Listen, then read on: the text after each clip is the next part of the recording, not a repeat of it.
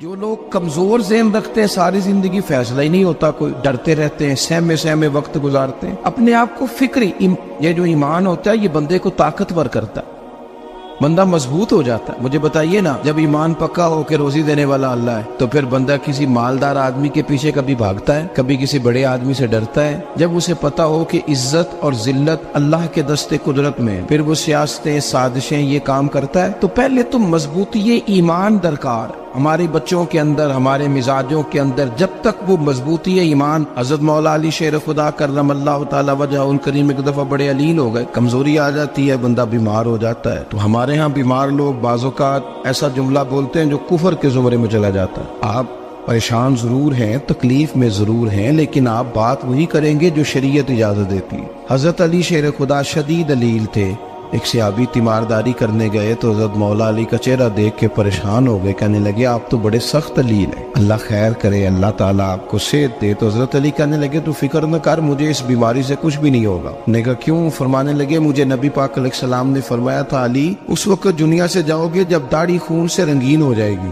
تو اس کا مطلب ہے میں خنجر کے وار کے ساتھ شہید کیا جاؤں گا، میں بیماری سے دنیا میں نہیں جاؤں گا، میں یہ بیماری سے مجھے کچھ بھی نہیں ہوگا، اللہ مجھے شفا دے دے گا، چونکہ حضور نے فرمایا کہ ساڈے نبی دی زبان ساڈے واسطے قرآن۔ تو سب سے پہلے تو اپنے ایمان کے اندر، توکل کے اندر مضبوطی پیدا کریں۔ مسلمان دیکھو نا، نماز پڑھنے سے روزی میں برکت ہوتی ہے، تو پھر اس کا مطلب یہ ہے کہ جب ٹائم آئے نا نماز کا تو گاہک جتنے مرضی کھڑے ہوں پھر دکان بند کرنی چاہیے، پھر نماز پڑھنی چاہیے، کیونکہ روزی تو اللہ نے دینی ہے، گاہکوں نے تو دینی۔ تو سب سے پہلے ضروری ہے مضبوطی ایمان، توکل، اللہ کی ذات پر بھروسہ۔ آپ کبھی میدان کربلا کا پورا نقشہ اپنے سامنے رکھیں نا، دو چیزیں ہیں، امام حسین کو نظر آ رہا ہے اب شہادت ہو جائے گی، اتنی بڑی فوج آئی ہے، خدا کی حکمت کے تقاضے سمجھ میں آ رہے ہیں، حالات کیا ہوں گے سمجھ آ رہی، پر ایک لمحے کے لیے بھی ان کا توکل کمزور نہیں ہوا۔ اپنے رب پر جو مضبوط بھروسہ ہے، سیدہ طیبہ طاہرہ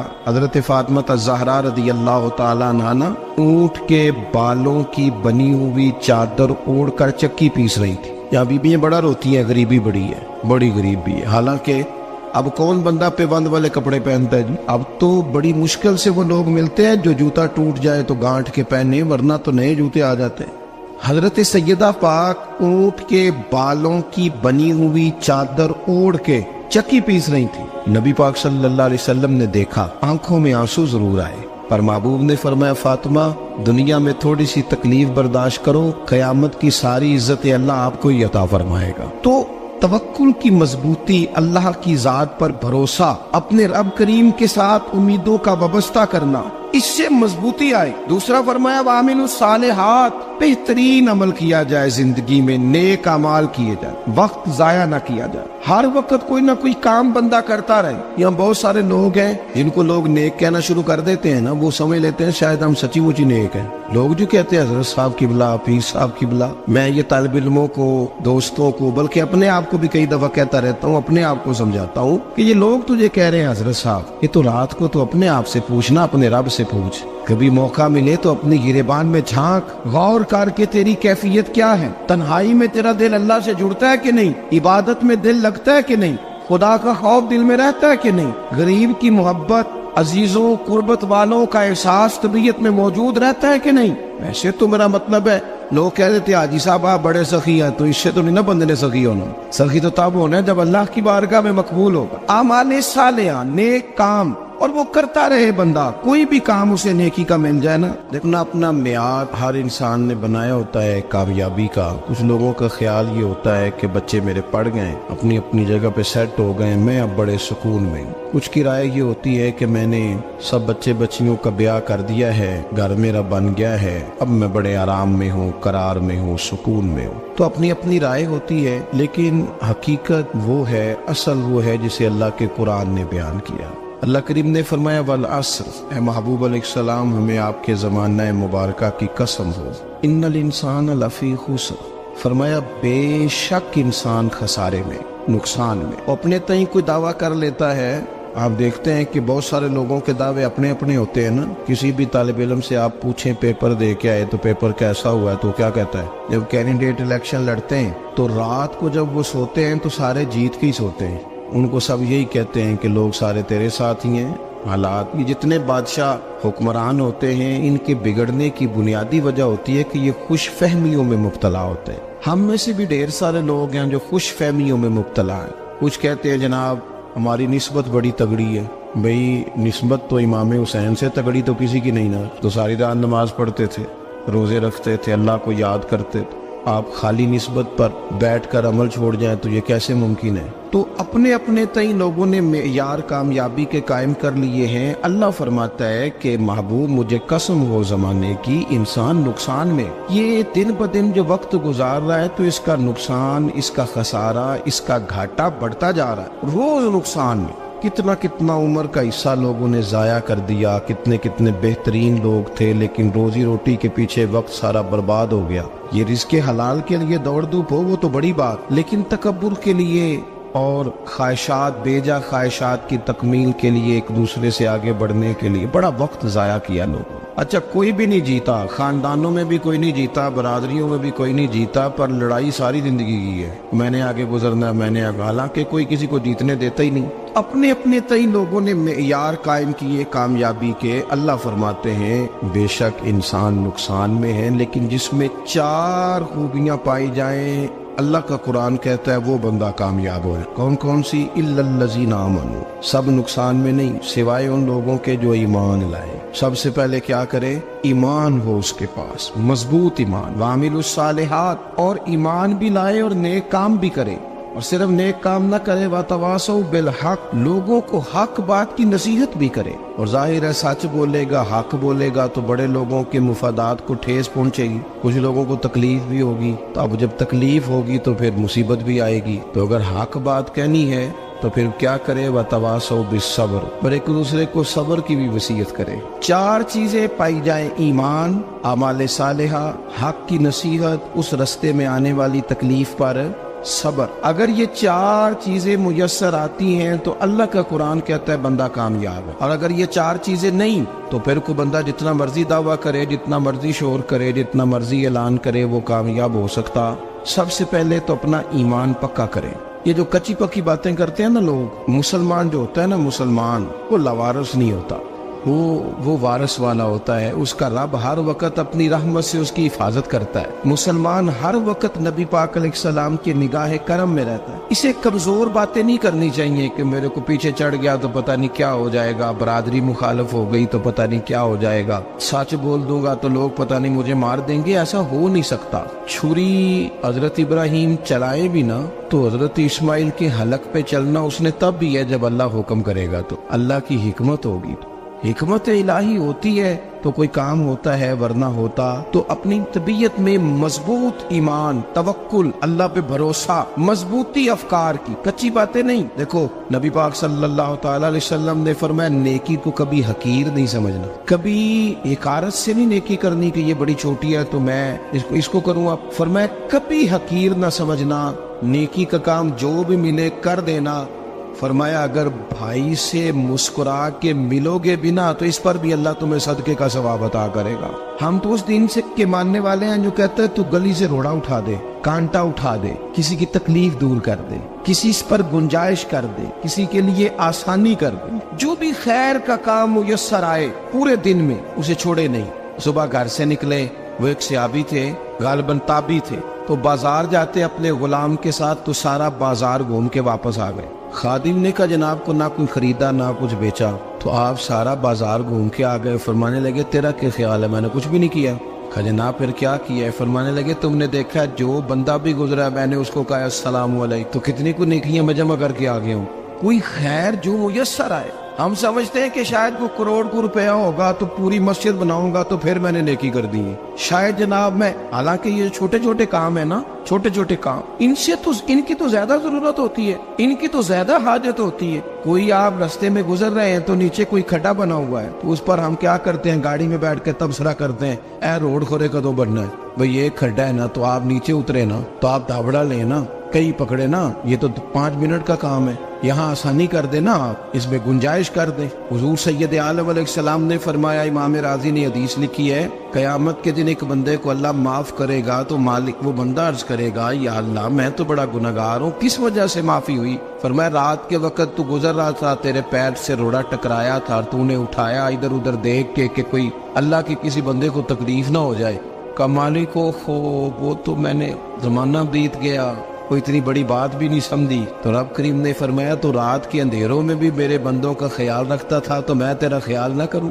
کوئی عمل ہمارے ہاں لوگ کوئی کام نہیں کرتے، بالکل نہیں، کوئی کام نہیں، نہ بڑے نہ چھوٹے نہ سمجھدار نہ ان پڑھ، کچھ بھی نہیں۔ نشستن گفتن برخاستن، بیٹھو راج کے گپے مارو، تبصرے کرو، فلانا کچھ نہیں کر رہا، فلانا کچھ نہیں کر رہا، اس کے بعد اٹھ کے چلے جاؤ۔ کچھ کریں، وعاملوا الصالحات، نیکیاں جمع کریں زندگی میں، خزانہ بنائیں، خزانہ، اپنی ڈیوٹیاں اپنی ذمہ داریاں پوری کریں، ہر وقت کام، ہر وقت ذمہ داری، ہر وقت ڈیوٹی۔ دیکھیں نا امام حسن اور حسین، ان کی آپ کبھی زندگی کا مطالعہ کریں، فرض نماز کے علاوہ 100 رکعت نماز نفل روز پڑھنی ہے، پتہ کرنا ہے غریب کہاں کہاں ہیں، ان کا خیال رکھنا ہے، اور نیرے پیسے نہیں دینے۔ ہمارے یہاں لوگ غریبوں کو پیسے ضرور دیتے ہیں، عزت نہیں دیتے، ان کو 4 پیسے کی مدد ضرور کر دیتے ہیں، پر عزت نفس کا خیال نہیں رکھتے۔ امام زین العابدین رضی اللہ تعالیٰ عنہ فرماتے ہیں، گزر رہے تھے، آپ دیکھیں نا امام غزالی حدیث لائے ہیں کہ بندہ اور کچھ نہ کرے، کسی مومن کا دل راضی کر دے تو اللہ 60 سال کی نفلی عبادت کا ثواب عطا کرتا ہے۔ دل بدستاور کی حج اکبر است، از ہزارہ کا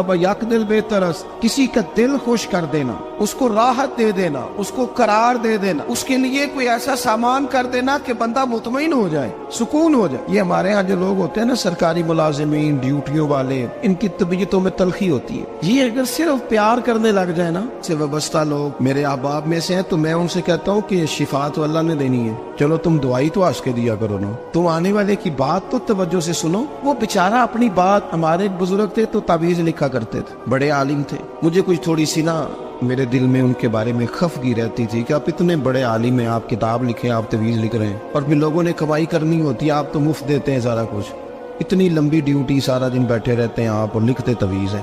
میں نے ایک دن ان سے گزارش کی، میں نے کہا شیخ آپ بڑے آدمی، جن لوگوں کو اللہ نے رسوخ فی العلم عطا فرمایا ہوتا ہے، ان میں سے آپ، اللہ نے آپ کو پختگی دی ہے علم میں، شعوری عالم ہے آپ، سارا دن تعویذ۔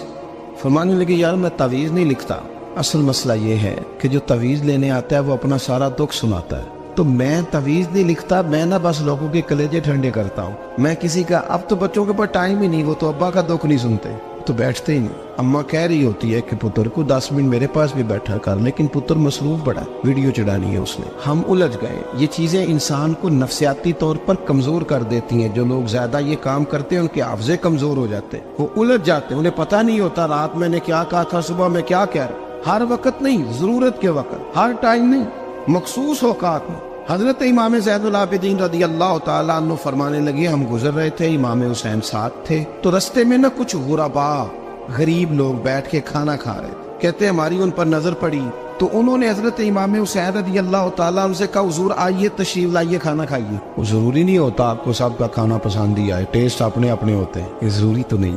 کھانا پسند نہ بھی آئے تو دل تو پھر بھی راضی رکھنا چاہیے۔ قربان جائیں، نبی پاک نے کس طرح ہماری تربیت کی۔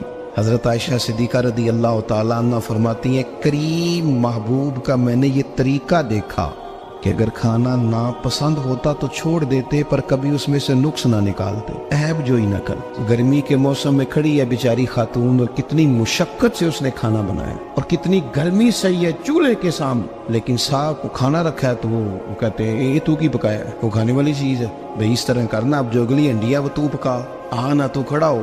یہ پتہ چلی یہ کام کتنی مشقت کا ہے۔ زندگی میں کچھ تھوڑا سا دوسروں کا خیال رکھنا، یہ بھی تو دین کا حصہ ہے۔ آپ اپنی زندگی میں ہمیشہ اپنے لیے سوچیں، کسی اور کا سوچیں ہی نہ۔ تو میرے عزیز یاد رکھیں گے آپ، امام زین العابدین کہتے ہیں نبی پاک صلی اللہ تعالیٰ علیہ وآلہ وسلم نے نا حضرت امام علی مقام کی، امام حسن اور حسین کی اس طرح سے کچھ تربیت فرمائی تھی کہ غریب پروری ان کے اندر رچ بس گئی۔ مزاج بن گیا. وہ غربا بیٹھے تھے دسترخوان بچھائے سڑک کے کنارے, تو امام حسین گزرے تو انہوں نے آواز دی. امام صاحب لوگ گئے, کہنے لگے حضور تھوڑی روٹی نہیں کھا لیتے ہمارے ساتھ. تو امام صاحب آ گئے, نیچے بیٹھ گئے غریبوں کے ساتھ. کوئی جرت کرے نا, چلو امیروں نے تو غریبوں کے ساتھ بیٹھنے کی جرت نہیں کرنی, کو پیر ہی بیٹھ جائے غریبوں کے ساتھ, وہی مہربانی کر دے کہ میں پیر صاحب ہوں قبلہ ہوں تو میں ہی چلو لنگر کھا لوں مریدوں کے ساتھ بیٹھ کے. ہماری تو محفلوں میں بھی نا جی نعت خانوں کا, مولویوں کا, دوسروں کا کھانا اور ہوتا ہے, اور غریب آدمی کو شاپر میں چاول ڈال کے دیتے ہیں, ساتھ اسے کہتے ہیں یہ لنگر شریف ہے. بھئی اگر یہ شریف ہے, تبرک ہے, تو اے پیر صاحب نو نہیں سی لنگدا, اڑتا ہے گلے میں لنگر ان کو. یہ لنگر شریف جو ہے یہ نعت خان کو بھی تو گزرنا, تبرک ہے کہ نہیں؟ ہاں نہ تو کرو نا, تو جیڑی زیادہ تبرک والی شے ہے وہ پیراں نو بھی تو کھانی چاہیے نا. نعت خان کو اس کے لیے لہدا سے مرغ مسلم اعلیٰ کھانے. میں اکثر دوستوں سے کہتا ہوں چلو میلاد شریف پہ ہی صحیح سب کے لیے اچھا کھانا پکاؤ. چلو جس غریبوں کے بچوں کو بیچاروں کو سارا سال وہ بوٹیوں کے لیے لڑتے ہیں, تم میلاد پہ اچھی روٹی پکا دو, تو بچہ جب کھائے گا نا بہت ساریاں بوٹیاں اور چاول, اور اپنے ابا سے پوچھے گا کہ ابا جی آج کی گل ہے, تو ہو سکتا ہے غریب باپ روئی پڑے اور اسے کہے پتر تو آج راج راج کے کھاج ساڈے نبی پاک دا میلاد شریف. تو امام حسین رضی اللہ تعالیٰ عنہ نا آ کے غریبوں کے بیچ بیٹھ گئے زمین پہ. انہوں نے کہا کھائیے, تو وہ جس طرح وہ کھا رہے تھے نا سادے برتنوں میں امام حسین کھانا کھانے لگ گئے.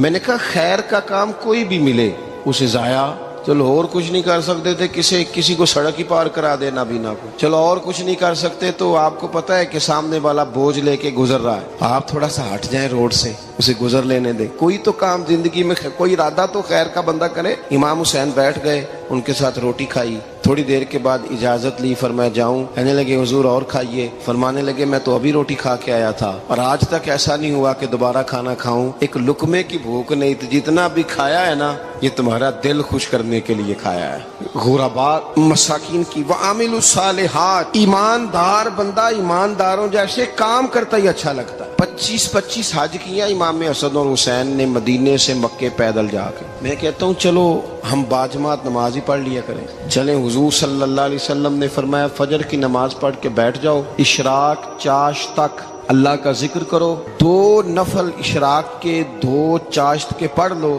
اللہ 2 حج اور 2 عمرے کا ثواب عطا کر دے گا. مشکل کام تو نہیں. اہل بیت نے ہمیں سبق یہ پڑھایا ہے, حضور کے اصحاب نے ہمیں سبق یہ پڑھایا. تیسری بات فرمایا وتواصوا بالحق, صرف یہ نہیں کہ تم نماز پڑھ کے تو بیٹھ جاؤ, تم نے نا بے نمازی کو نماز کی دعوت بھی دینی ہے. مظلوم پر ظلم ہوتا رہے اور کونے میں چپ کر کے بیٹھے نہیں رہنا, بلکہ اگر ہاتھ پکڑا جا سکتا ہے تو ظالم کا ہاتھ پکڑنا ہے. نبی پاک علیہ الصلوۃ والسلام نے فرمایا اپنے بھائی کی مدد کرو چاہے وہ ظالم ہو یا مظلوم ہو, بھائی کی مدد کرو چاہے ظالم ہو یا مظلوم ہو. تو صحابہ نے عرض کی یا رسول اللہ صلی اللہ تعالی علیہ وسلم یہ مظلوم کی مدد تو سمجھ میں آتی ہے, یہ ظالم کی مدد کیسے کریں؟ نہیں سمجھ آ رہی ہے آپ کو بات؟ یا رسول اللہ صلی اللہ تعالی علیہ وسلم مظلوم کے ساتھ کھڑا ہونا تو ہماری عقل میں آ گیا, تو ظالم کی مدد کیسے کرنی ہے؟ نبی پاک صلی اللہ تعالی علیہ وسلم نے فرمایا ظالم کو ظلم کرنے سے روک دو, تم نے اس کی مدد کر دی, اسے باز کرو. لیکن ہم تو اتنی جرت ہی نہیں رکھتے بدی کو بدی کہنے کی, اتنی طاقت ہی نہیں ہوتی. جھوٹ کو جھوٹ کہنے کی ہمت, ہمارے گھر میں سارا کچھ ہو رہا ہوتا ہے, ہمیں پتا ہوتا ہے کہ فلاں جگہ پہ ہمارا قبیلہ ہماری برادری غلط ہے, پر اتنی جرت کرتے. ہم سچ بولتے ضرور ہیں پر دوسروں کے بارے میں, اپنے بارے میں سچ بولنے کو تیار نہیں ہوتے. جرت کا مظاہرہ کریں, زندگی میں حق کو حق کہنا سیکھیں, غلط کو غلط کہنا سیکھیں, جھوٹ کو جھوٹ کہیں, بدی کو بدی کہیں, سچائی کا ساتھ دیں ہمیشہ. ہم نے جب تک دیکھو نا ظلم ہوتا رہے, زیادتی ہوتی رہے, اپنا دروازہ اندر سے بند کر لو, پتر باہر نہ جانا. کیوں جی؟ باہر اس پہ ظلم ہو رہا ہے, ان کے گھر آگ لگی ہے, کو ہمارے گھر تو نہیں نہ لگی. یاد رکھنا پڑوسیوں کی آگ نہ بجھاؤ گے تو اپنے گھر بھی آ جائے گی. اگر مظلوم کا ہاتھ نہیں پکڑو گے تو ظالم دلیر ہو جائے گا. اور ہمارے جتنے بھی بزرگ گزرے انہوں نے ظالموں کو ظالم کہا. امام احمد بن حنبل نے جیل کاٹی, امام اعظم ابو حنیفہ نے جیل کاٹی. آج کل لوگ کہتے ہیں مولانا صاحب آپ نے نا جناب غلط کو غلط نہیں کہنا, سیاست کی بات نہیں کرنی. کیوں جی؟ کس لیے نہیں کرنی؟ سیاست تو تدبیر کا نام ہے. بنو اسرائیل میں جتنی بھی تدبیر ہوتی تھی وہ سارے انبیاء کیا کرتے تھے. کیوں نہ بات کریں؟ یہ جن کرسیوں پہ آج تم نے ظالموں جابروں کو بٹھایا, یہ کرسی تو حضرت ابوبکر صدیق جیسے لوگوں کی ہے, یہ تو حضرت عمر جیسے لوگوں کی سیٹ ہے, حضرت عثمان غنی جیسے لوگوں کا کام ہے, مولا علی جیسے لوگوں کا کام ہے. غلط جگہوں پہ غلط لوگ بٹھا دی اور پھر جھوٹے کو جھوٹا بھی نہ کہے، ظالم کو ظالم بھی نہ کہے۔ ہم سے نہ رقم ہوں گے قصیدے یزید کے، کیونکہ ہم لوگ تو حسین کے سیرت نگار ہیں۔ یہ کیا بات ہوئی، آپ سچی بات ہی نہ کریں، کلمہ حق کہیں، ہمیشہ کھری بات کہیں، سچی، گرچہ اپنا نقصان ہو، حق کے ساتھ کھڑے ہونا سیکھیں۔ وتواصوا بالحق، ساری آسانی تھی، امام حسین کو کوئی مسئلہ نہیں تھا، آرام سے بیٹھے تھے۔ آج کتنے موجوں میں بیٹھے ہیں، پیر صاحبان، مولوی صاحبان، خطیب صاحبان، سیاستدان، وڈیرے، موج لگی ہوئی ہے، کسی کو کچھ نہیں کہنا، کچھ کہیں گے تو پھر بندے مخالفت کریں گے۔ تو امام حسین مسجد نبی میں جمعہ پڑھاتے تھے، چپ کر کے بیٹھے رہتے، حضور سید عالم علیہ السلام کے مزار انور کے پاس بیٹھے تھے، بیٹھے رہتے۔ لیکن امام حسین نے فرمایا ظالم حکمران بنے تو وہ قوموں کو تکلیف دیتے ہیں، وہ ملی نقصان کرتے ہیں، وہ امت کا چہرہ مہرہ بگاڑ کے رکھ دیتے ہیں، لہذا کھڑے ہونا پڑتا ہے، کلمہ حق کہنا پڑتا ہے، الائے کلمت الحق کے لیے نکلنا پڑتا ہے۔ آپ اپنی زندگی کے اندر سچی بات کرنا سیکھیں۔ الیکشن کے دن آ گئے، میرے ایک بڑے محبت والے ساتھی تھے، وہ آ گئے ووٹ کے لیے۔ ویسے بھی یہ جو بیماری ہمارے ملک میں نا جی، ہمارے ہاں حکمران بعضوں کا کہتے ہیں اوے ہو جی جمہوریت بڑی ضروری ہے۔ وہ بھی کس مصیبت کا نام ہے جمہوریت؟ اقبال تو کہتے ہیں کہ یہ وہ چیز ہے کہ جس میں پتہ ہی کوئی نہیں ہوتا، پڑھے لکھے ان پڑھ کا، چھوٹے اور بڑے کا، سیانے اور بیوقوف کا۔ جمہوریت وہ طرز حکومت ہے کہ جس میں بندوں کو گنا کرتے ہیں، تولا نہیں کرتے رہتے ہو ہر وقت۔ قوم کو اس کا حق ملنا چاہیے، غریب کی مدد ہونی چاہیے، انصاف ملنا چاہیے۔ باقی یہ تمہاری کہانیاں ہیں ڈکٹیٹرشپ اور جمہوریت، اور ہمیں تمہاری سمجھ بھی نہیں آتی۔ ہر ڈکٹیٹر کے ساتھ ہوتے ہو، باتیں جمہوریت کی کرتے ہو، جہاں تمہارا دل کرتا کھڑے رہتے ہو۔ ہمیں تو کوئی اس سے غرض نہیں، کام ہونا چاہیے، بلکہ جو لوگ قوت نافذہ رکھتے ہیں انہیں سمجھنا چاہیے کہ ملک کی بھاگ دوڑ ہمیشہ مضبوط ہاتھوں میں رہے، اور وہ اس طرح کا نظام وضع کریں، مل بیٹھے سارے ادارے کہ غریب کی سنی جائے۔ وہ مجھے بڑی اچھی طرح یاد ہے جب وہ ایک حکومت ختم ہوئی اور جو ایک فوجی رہ کے گئے تھے 11 سال، ان کی حکومت آئی تو میں باہر نکلا تو ایک بزرگ تھے، وہ صبح صبح ناشتہ بیچا کرتے تھے ہمارے علاقے میں، چاول اور چنے بنے۔ تو میں نے ان سے کہا بزرگوں پتہ لگا جی رات دی حکومت بدل گئی ہے۔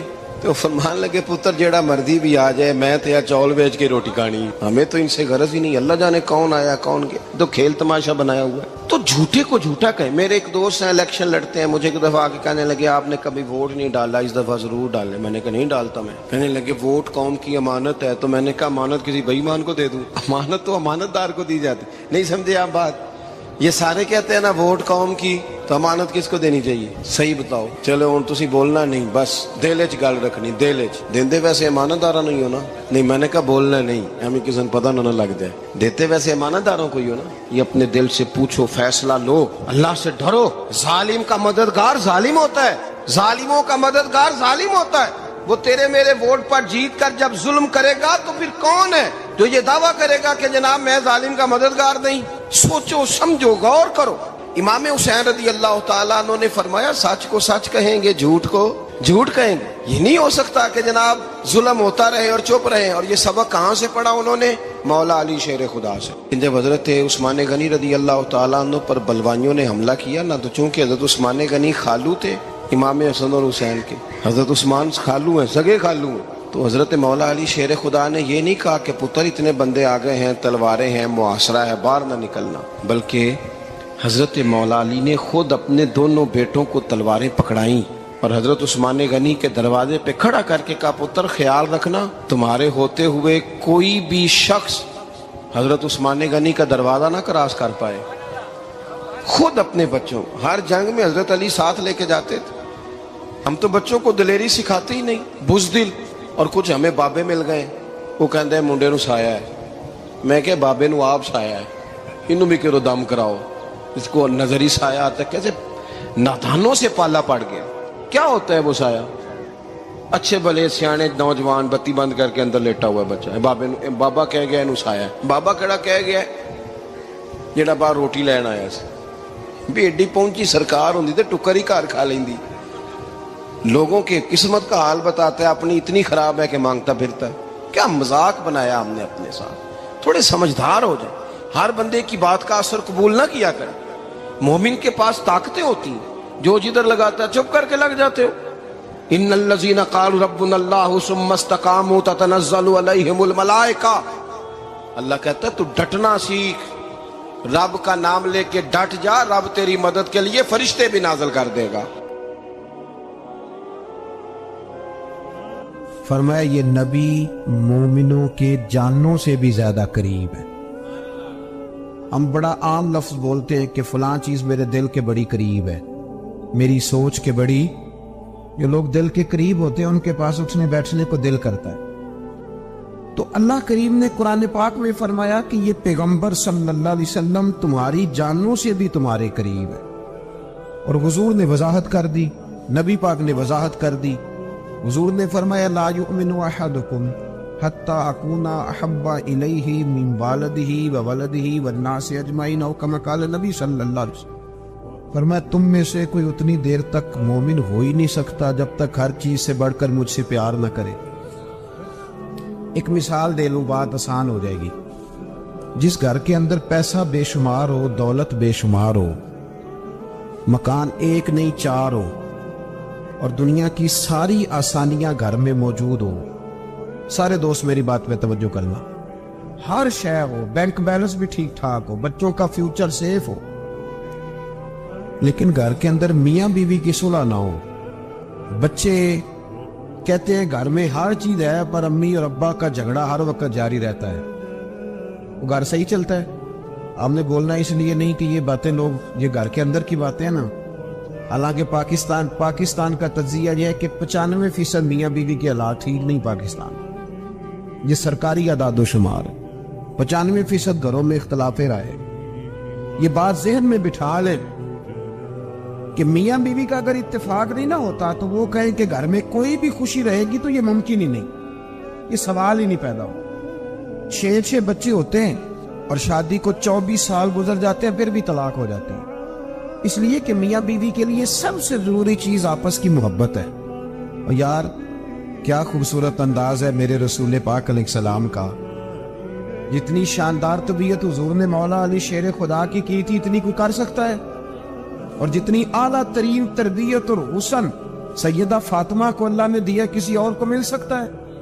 लेकिन मेरे नबी पाक अलैहिस्सलाम ने उनकी शादी के बाद उनको इकट्ठे बिठा के, उनके सर आपस में जोड़ के, हाथ उठा के दुआ की थी कि ऐ अल्लाह इनके दरमियान मोहब्बत पैदा फरमा दे। मियाँ बीवी के दरमियान जो सबसे अहम चीज है वो मोहब्बत है। बच्चे कहते हैं हम किधर जाएं, अब्बा की सुने कि अम्मा की सुने? और अक्सर घरों में बच्चों की तरबियत रुक जाती है इसलिए कि मियाँ बीवी का सलूक नहीं होता, तबाही उतर जाती। घर के अंदर हर शय है पर इनका प्यार नहीं। पता ये चला कि घर में मोहब्बत ना हो तो घर नहीं चलता। अगर मोहब्बत के बगैर एक घर नहीं चल सकता तो मोहब्बत मुस्तफा के बगैर दीन कैसे चलेगा? घर नहीं चलता मेरे भाई, टूट जाता है, बिखर जाता है। सारा कुछ होने के बावजूद मैंने मर्दों को रोते हुए देखा है, औरतें तो रोती हैं, मैंने मर्दों को रोते हुए देखा।